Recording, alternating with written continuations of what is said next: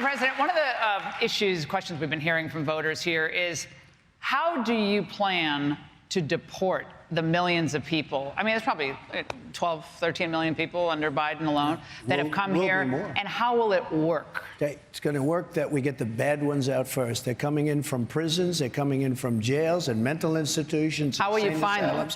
We're going to find them through local police. Look, the local police, they're so phenomenal. I love them. They love me. I think I have 97% support. They know everything. They know the first names. They know everything. And it's a new category. I don't know if you've heard this, but I came up with this one: migrant crime. There's violent crime, there's migrant crime. We have a new category of crime. It's called migrant crime. And it's going to be worse than any other form of crime.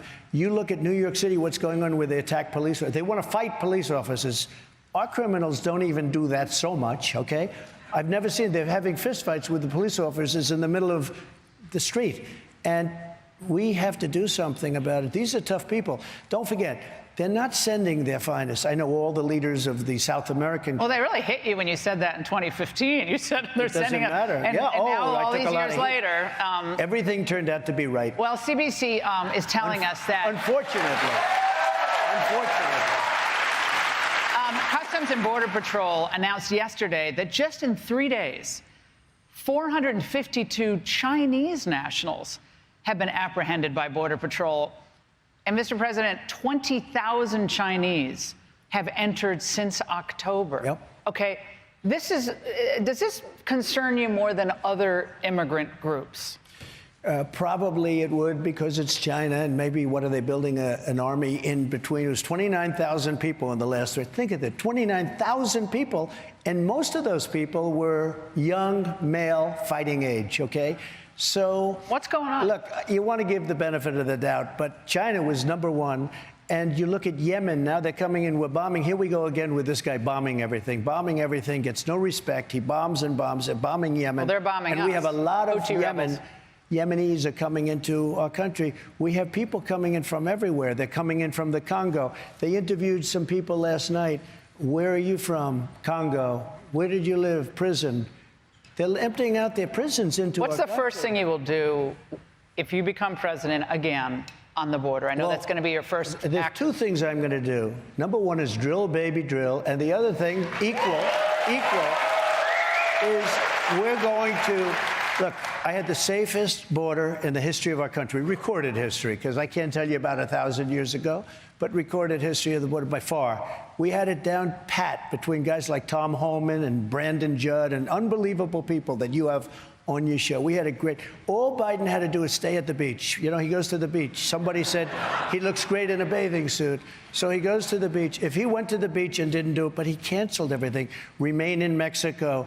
Catch and release. We have catch and release, but we had release in Mexico. Why were you against the House, against the Senate border deal, the bipartisan border? Well, they allow 5,000 people a week, but a lot of people took it as 5,000 people a day. They said 5,000 people a week, and you read it, and it says 5,000 people a day. #1, that, but it also made it much better for the opposing side. It regularized, managed the crisis. You couldn't manage it. It was so complex. You're talking about, first of all, if you want to close the border, you're president. I didn't have any legislation. I had people opposed to me very strongly, including Mitch McConnell and Paul Ryan and Nancy Pelosi. That was a little triumvirate. And what I did after a year, I said, you know what, these people, I took the money out. We built 571 miles of border wall, and that's what made our border so good. We did another thing. I got 28,000 soldiers from Mexico. I sent to the president of Mexico, who I really like a lot. I think he's a terrific guy.